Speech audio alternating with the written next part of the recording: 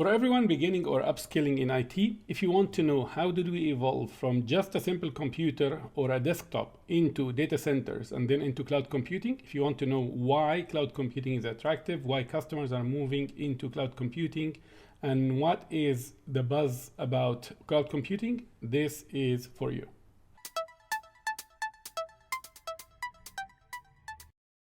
This is going to be a quick introduction about IT fundamentals and introduction to cloud computing. This will be beneficial to anyone who wants to explore what cloud computing is all about, what is a data center, what's a computer, and how did we evolve from having a server under someone's desk to server rooms to data centers and then to cloud computing. What are the cloud computing models and the available services? All of that is going to be covered in this concise video.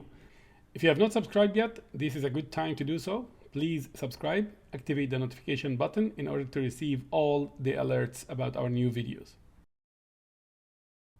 Let's start with IT fundamentals. Compute devices encompasses a lot of devices that we use on a daily basis. And that includes laptops, iPads, iPhones, mobile phones, servers, anything that has to do with processing that we use, which includes apps that we use on a daily basis. And although each one of them is used for a different use case, but they have a lot of things in common. And that's what we are trying to focus on in this lecture. So common components for computing devices include the CPU, the central processing unit. The central processing unit is considered like the brain, the main muscle in the computing device. And this is where all the instructions, all the input and output operations, data exchange, processing happens. And that is existing in every single device. And some devices, they could be powerful enough where they could have more than one CPU inside them. Then we have the RAM, or the random access memory. This is where when you run one of your applications, it runs in the RAM. So for example, you are running Microsoft Word or PowerPoint, or you are using Google Chrome, or using an email client, Outlook, or whatever it is. Then when that file or that application starts, it runs in the random access memory, or the RAM.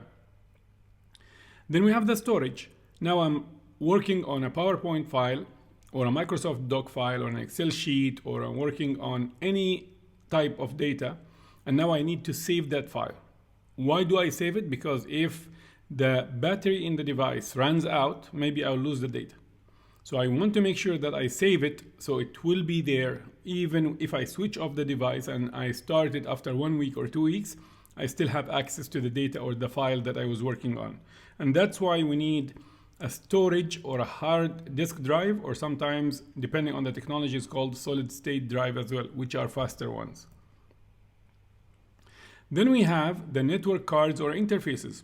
When we connect at home and we are on Wi-Fi, how is that happening? How is that exchange happening between my phone and the Wi-Fi network at home? There is a built-in Wi-Fi adapter that facilitates that in your phone and also in the router at home. Similarly, if we have a server connected in a network, then that server needs to be cabled into the network. It needs to be connected into the network. How? There is a network interface card. So the type of connectivity can be cabled, or can be physical, or can be Wi-Fi, wireless. Then we have the monitors. I mean, we look at the phone and then we can see a lot of things. This is your monitor, laptop.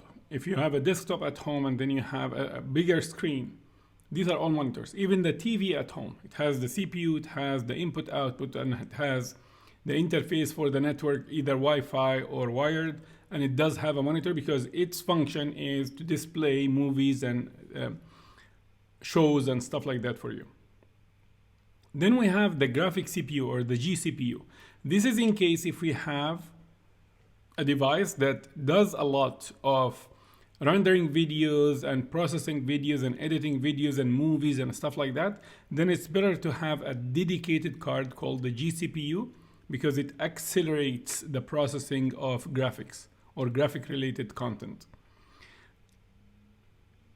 So definitely there are more components than this, but these are the important ones that we need to focus on to serve the purpose of what we are trying to explain in this series of lectures for the ITF or the IT fundamentals. All right, now let's talk about servers. What is a server and what do we mean by a physical server? So when you listen to that term or you hear it, you know what we are talking about. So a server basically is where we put the applications. It's a muscle computing device that can process much faster. It can serve multiple requests from many clients at the same time without sweating and losing breath. That's basically what a server is. So can I use my laptop as a server? Yeah, maybe. If the users that are going to use it will be 5 at a time or 6 or 10 at a time, maybe you can get away with using a laptop or an iPad or something and then putting some application users can log into. But if you are talking about Amazon.com, eBay.com, CNN.com, I mean these big websites, then we cannot get away with a weak or a mini computing device. Mini in terms of muscles, in terms of CPU, in terms of power and all that. So the server basically is a powerful computing device that could have multiple CPUs. It will have a good sized memory and it will have one or more disk drives to store data. Of course, it needs a bigger space and a bigger size to do that. It can have one or more network interfaces, and it can have one or more GCPUs. So same components in principle, but now the quantities or the sizing of these components is different and higher. To work with the server, then you have these components we discussed, but also you need to install an operating system. In the most part, or in the most cases, you have an operating system, Windows or Linux or Mac OS, and then you can start application on top of that. So the server itself is a piece of hardware that you need some software on it to run. So the software is your operating system and it can be your applications and so on. And of course, when it comes to a muscle server or a powerful server, then we are talking about something or a device that can serve hundreds or thousands or tens of thousands or maybe more of clients or users that will be accessing that game or that application on the server. When we talk about the CPU, the measuring unit for the CPU or how we specify whether that a CPU is powerful or not is in terms of gigahertz. And of course, the generation as well. I mean, you have generation 9 and you have an Intel or AMD, you have different types of CPU manufacturers and also different series or generation within each one. The memory and storage, they are measured in gigabytes or gigabytes, and the network interface card speed is measured in megabits per second or gigabits per second. Now let's cover an important concept, which is virtualization. So what we discussed in the previous lecture was physical servers. Now we are talking about virtualization. Is there a way, if my server and the applications on it are underutilizing its resources, is there a way I can have multiple virtual servers on top of the physical server? Why would you do that? Better use of resources. And maybe I need to run Linux server and Windows server on the same physical one without having to acquire a new one. So what we discussed so far is when we have a physical server, then we'll have the components which are called the hardware, and then we have the operating system and applications which are called the software. Now, what if I need to run an application that requires Linux operating system, not Windows, and I need to run it on the same server? So in that case, we have to go for what we call virtualization. So virtualization is, in the simple terms, dividing your server virtually, logically, into multiple servers. Each one of them is going to be separate and isolated from the others, and each one of them can have its own guest operating system or operating system on its own, and it can have its own applications also on top of that operating system. So we might have a virtualized servers where we have a Red Hat Linux virtual machine or virtual server next to a Windows virtual server next to an Ubuntu Linux operating system server. And each one of them will have its own applications installed on top of that. Okay, how can I manage to do that? how can this server access the outside world? How can they get to the storage? How can they get to the outside in terms of Wi-Fi or in terms of connection to the network and then to the internet, for example? How can the clients from the outside access a specific server and not the others? This is through what we call a hypervisor.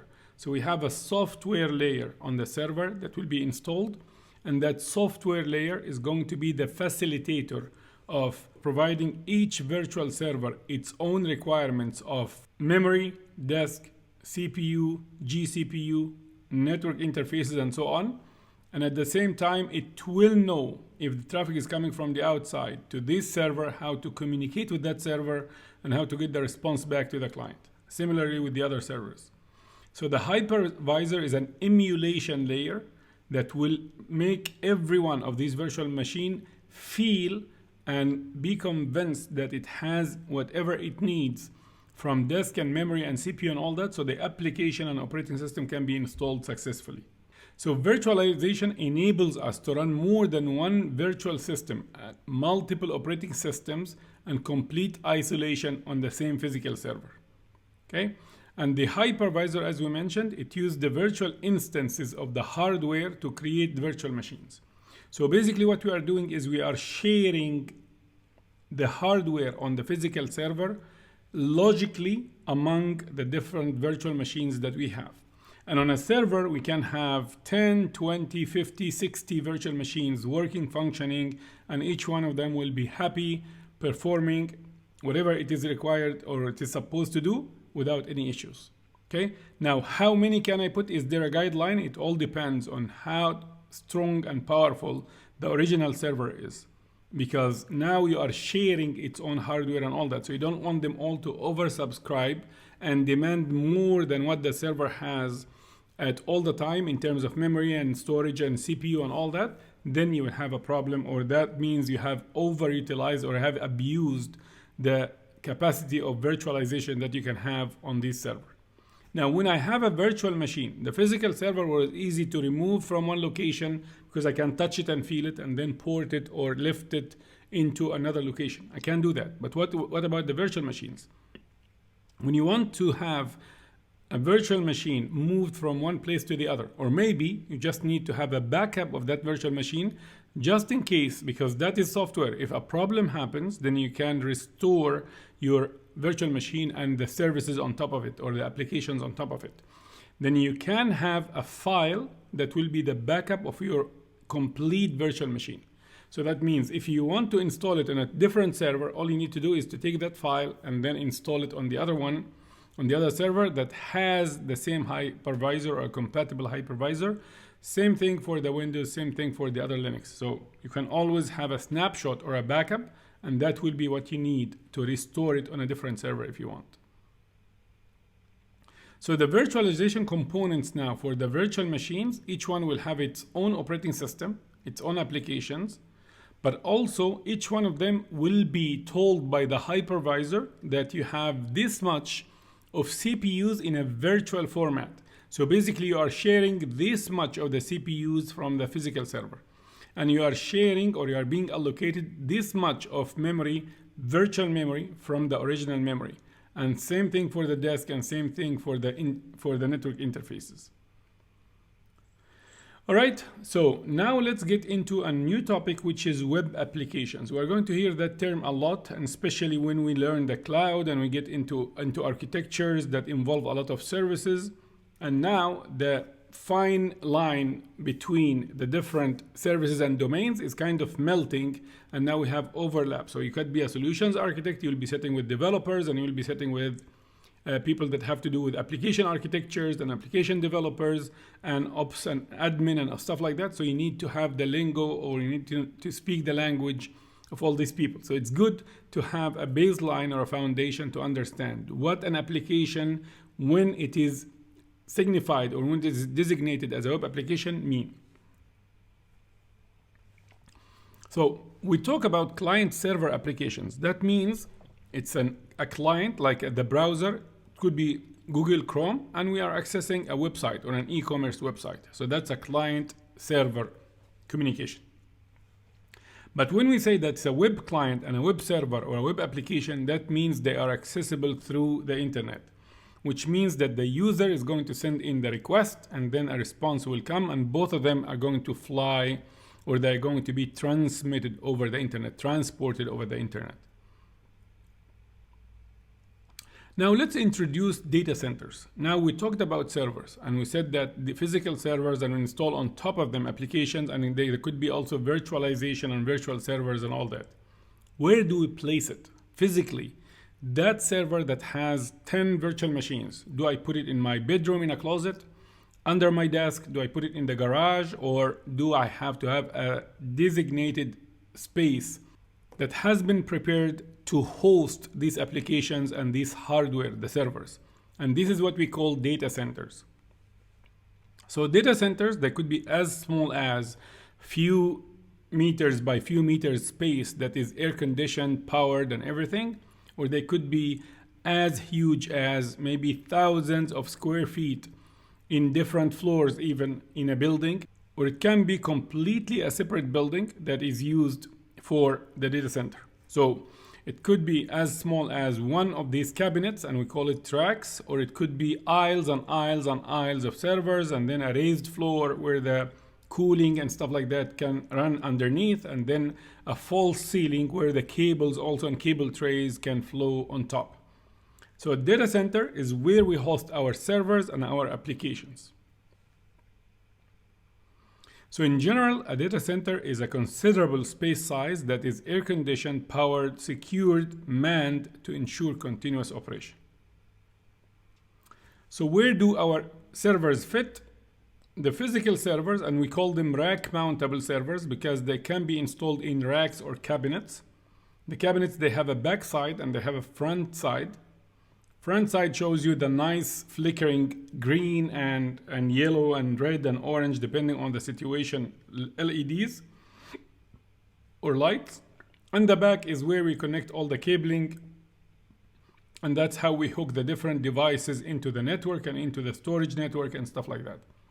And then we start building rows of racks that have devices inside them, and then we have to have aisles between the rows so we can access the front side and the back side, and that's how we establish the data center.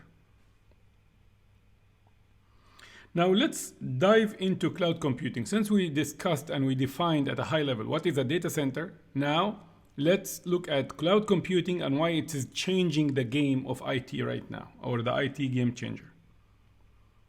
So data centers are called also interchangeably on-premises locations or headquarters or whatever it is. So these are the customer side or the customer space or the customer real estate basically. Okay, so how does that compare to the cloud? What's the problem with the on-premises data centers that is tempting a lot of customers to move to the cloud? What is the solution that the cloud provides for an issue or a limitation we have with the data center? And that is what we are trying to find out right now. Okay, so let's look at the on-premises data center. It's basically your responsibility, Mr. Customer, to do everything. The whole thing or the entire 9 yards are your problem and your issue to fix. What do we mean by my problem? I mean that you as the customer are responsible for selecting the location or maybe leasing the data center space, then designing either on your own with your teams, or you'll have a consultant that will come over and find the requirements and start designing the data center, to the power, high voltage and low voltage and whatever that will feed into the data center. You need power generators or diesel generators in case of there's an outage of power, then that will kick in and keep the data center up and running. Costing all of that, paying for it, building it, operating it, enhancing or optimizing it, and also doing any upgrades or refresh cycles. Every 4 or 5 years, you need to change the hardware when it becomes obsolete or out of performance requirements, or it's a new model that have more power or more features that you need for your infrastructure. So basically you are on a continuous base, you are spending on the data center upfront and an ongoing base as well. Okay, so that's called a CapEx model, a capital expenditure model. So you want to buy a server, pay for it, and then order it, so it will be shipped after some time, it will come to you. You want to expand the data center, you want to refresh, you need to add a new feature, you need to add physical security, you need to change the cameras, you need to do this, that, whatever it is, pay for it, Mr. Customer, and we'll be gladly supporting you to achieve that. And in that case, the customer is responsible for everything from the network to the storage, to the hardware, to the virtualization, to the operating systems, to any message brokers or middleware between the application components, and then to the runtime, whether you are running Java, or you're running Go, or you're running React, whatever you are running, then you need a runtime to run these programs using which you have written your applications. And then to the data itself and maintaining the data and backups and all that. And then we have the application itself to run and use that. So everything, the full thing is your responsibility, and you have to pay in most cases upfront for all these expenses. And don't underestimate what a real data center, like a sizable data center, would cost from a build perspective and from an ongoing operation and staffing and all that perspective. It's a lot of money. We are talking about millions, if not tens of millions every year. So let's look at the cloud, and how would the cloud change that? How would the cloud take away from these responsibilities? How would also the cloud change the cost model or the financial overhead model of the data center? So in cloud computing, everything the customer needs is pre-built. So the cloud provider has taken your data center and has built it, and whether it is dedicated for you or for public use so anyone can use it, then why do we say that it is cloud computing or computing in the cloud? Because I, as a customer, don't care and don't know where the data center is. I don't know anything about the details, how big, how small, how it is air conditioned, which brand of air conditioning, what physical cameras, how many people are running it. I don't care about all of that, as long as I can use it. If we want to have an analogy for that, think about the power grid, the power company or the utility company that you are subscribed to and you are paying bills every month. Do you know where they are? Do you know how they generate the power? Is it using coal, or is it a nuclear plant, or is it with waterfalls, with solar energy? You don't know, and you don't care. As long as they're providing you the power that you need at a reasonable price, if you have a choice to go to another one, or maybe it's a monopoly, so you will have to have and pay for what you use. And that's it. So it's a utility bill that comes at the end of each month, and then you have to pay it. Otherwise, if you don't pay for maybe 1 or 2 times, then they will just cut it, and then you have no power at your home and you cannot survive. You cannot run your computers, charge your phones and all that. So cloud computing follows that utility principle or model when it comes to paying for what you use. And if you don't use it, you don't pay for it. Exactly like if you travel and then you switch off all your devices and all your lights and all that, then you haven't consumed anything, or maybe a little bit only for some cameras or stuff like that, then that's what you pay for. So it's a pay-as-you-go model as opposed to the CapEx model, and that's why we call it an OpEx model, an operational expenditure model. Whether you use databases or servers or security or storage or whatever you use, there you have monitoring and billing that will find exactly what you have used, and then you will be billed for that. And that's why it's tempting, that's why it's attractive, and the most important part, not only the cost, but the fact it's pre-built. So I'm using something that is built. I don't have to order servers, I don't have to connect cables, I don't have to bring or build a network, I don't have to bring storage devices. It's all there, and there is an easy portal that also makes the use of that very, very friendly. So you can learn quickly how to use it and start using it. You need to use a server, then you can turn it on, you define the specifics, then it's on in 2 minutes, 3 minutes, you use it for 1 or 2 days, and then you switch it off. That's how it goes. And that's all what you need to do. Okay, so we are here at the perfect time, and it is time to learn the cloud, and I think it's going to be here for years and years to come because of the OpEx model and because of the agility and speed and the fact that it's a utility bill at the end of the month. So is a data center equivalent to a cloud? And the answer is no. The cloud has one or more data centers, but it has more than just a data center.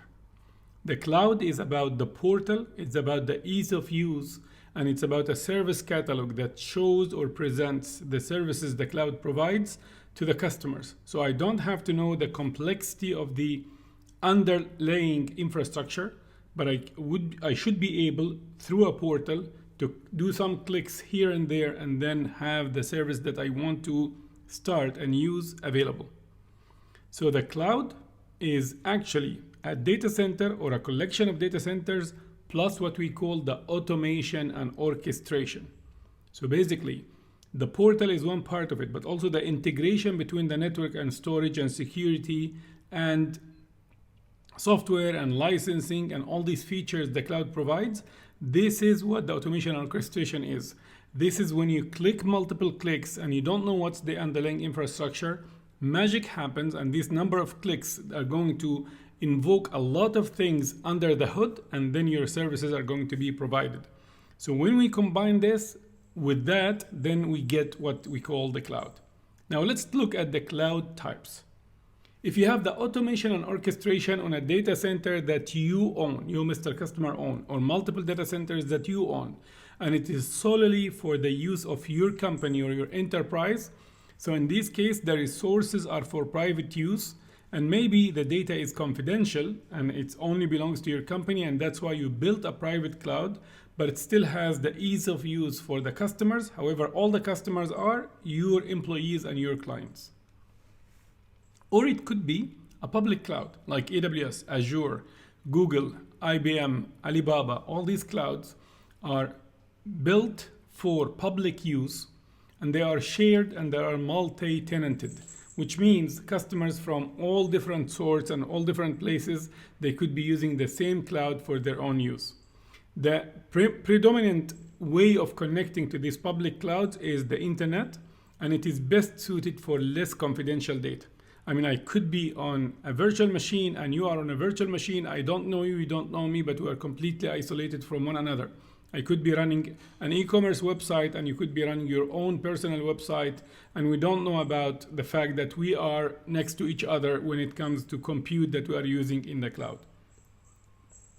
Now let's say we have a private cloud that belongs to the customer and a public cloud. Now the customer decided, okay, if the private cloud fails or there is a major problem, then I'm going to shift into the public cloud. So this will be my backup. Or maybe I'm running out of resources on my private cloud and I would like to use the public cloud for more processing and all that. They call it bursting into the cloud.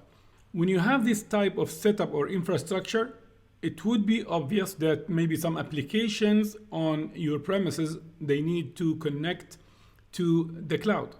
Databases on the cloud, and they would access this data. Or the other way around, applications on the cloud, they need to access database on premises or in your private cloud. Or maybe developers sitting somewhere in your offices, they would like to come through the office and then connect to the cloud in order to ensure that whatever they have been appointed to perform is working properly or is installed or is running, or maybe troubleshoot a problem. So in that case, you need a connectivity between the two, between your corporate data center that is a private cloud, or that's where your private cloud exists, and then the AWS cloud or the Azure cloud or whatever it is. And the connectivity can be over the internet, it can be in a secure fashion over the internet, which we call it VPN, virtual private network, or it can be a dedicated link that you only use, and it has the same performance and the same latency and the same criteria all the time. So this is what makes a hybrid cloud, which is the mixing or the combination and connectivity between a private cloud and a public cloud. Okay, now the question that comes to mind, okay, so I will have this kind of setup, but now how can I automate and orchestrate? Now I have maybe pre-built my private cloud and the automation and orchestration that is not AWS. Now I want to connect to AWS. Now we maybe require an automation orchestration on top of the two in order to do that. So that's the complexity when you start mixing cloud types. Okay, but of course it is cost effectiveness because I could use the resources I have and then burst into the cloud. Okay, so the public versus the private versus the hybrid cloud is what we see on this picture. The public cloud provider data center, and then we have the private cloud or the on-premises data center. And when we connect them together through the internet or private connectivity, they become the hybrid cloud. I have users that might be coming through the internet to connect to my public workloads. And when we mean by workload, we mean applications and whatever you have hosted in the public cloud. And maybe also I have private cloud users that are coming. They could be the employees of the company, for example. And that's how it looks like. And of course, I will need an engine called the identity and access management in order to find out who is supposed to access what and what actions they can or cannot do. Then we have a shift, which is the multi-cloud, or a new trend that is the multi-cloud. Companies have found that there is no one public provider fits all. So maybe one is cheaper than the other in a service, maybe one is better than the other in a service, and the companies, especially the enterprise, they need multiple services. One is better in artificial intelligence, another one is better in search engines, the third one is better in databases, the fourth one is better in terms of connectivity and global presence. Then they started putting different workloads on different clouds. And that is not a bad thing, because I could be saving costs, I could be getting more performance and efficiency for my dollars. So when I end up doing this, then the problem becomes, how can you automate and orchestrate the workloads across both? So that's a level of complexity. And it becomes even more complex if you had a private cloud on premises that has applications or maybe databases that they need to connect into the different multi-clouds that they are using. And now we need connectivity, and that's where the hybrid cloud nature or solution is combined with the multi-cloud, and that it becomes the hybrid multi-cloud. And this is where the industry is going. So all analysts are saying there is no one cloud that fits all, and customers are moving into the multi-cloud, and they have their own confidential data or pieces of data or applications that they cannot move into the cloud. Hence, they end up with the hybrid multi-cloud. Now let's look at the very common cloud services. They call it the as-a-service model, or AAS model. And then they can put infrastructure before that, and it becomes infrastructure as a service, or a platform and databases and middleware, so it becomes platform as a service, or the full 9 yards is from the provider, so you are getting a software as a service. Or they call it the XaaS. Why? Because we have function as a service, network as a service, security as a service, data as a service. There's an as a service model, which is basically using services and paying with a bill at the end of the month for what you have used. That's it. We have network, storage, hardware, virtualization, operating system, middleware, runtime, data, and applications. All of these are the components or the different components we might be using. All right. So if we go and use that on premises, that becomes the fully or 100% the customer responsibility. So it's customer managed. So now if you decide to do that, then it becomes your responsibility from a CapEx perspective and also from an operational perspective. And whether you do it yourself or you do it through consultants, it's your responsibility. But when you go or shift to the as a service model and you decide to take a virtual machine from AWS, for example, then you are contributing or subscribing to what we call infrastructure as a service, or IaaS. In the infrastructure as a service, the cloud provider will be responsible for the data center, for the network, for storage, for hardware and virtualization, because probably you are using a physical server or a virtual machine. But other than that, it's your responsibility to decide with Windows or Linux, what's the middleware, what's the runtime, what's the data, and what's the application. If we take it a little bit deeper on the cloud, then we go to what we call the platform as a service, whereby the provider is responsible for everything, all inclusive of the runtime. And then you are only responsible to bring on your data, manage it, and then the applications. Or maybe I want to subscribe to something like Salesforce or Netflix, where they have built everything and I just need to use it. I don't need to manage anything, not even the data or applications. So in that case, becomes a software as a service, and you are not responsible for anything. And even if it doesn't work, you just email them or maybe open a support ticket or call them and they will fix it for you. All right, so IaaS, PaaS, and SaaS. These are the three most common cloud services across any provider. It doesn't matter which provider we are talking about, AWS, Azure, Google Cloud, Alibaba Cloud, IBM, or Oracle. The same definition of services or the cloud services apply. And this is not a conclusive list, but these are the most common ones. Once again, if you haven't subscribed and you would like to get notifications about all the new published videos, please go ahead and subscribe right now, activate the notification button, share, like, and I'll see you again in the next video. Thank you.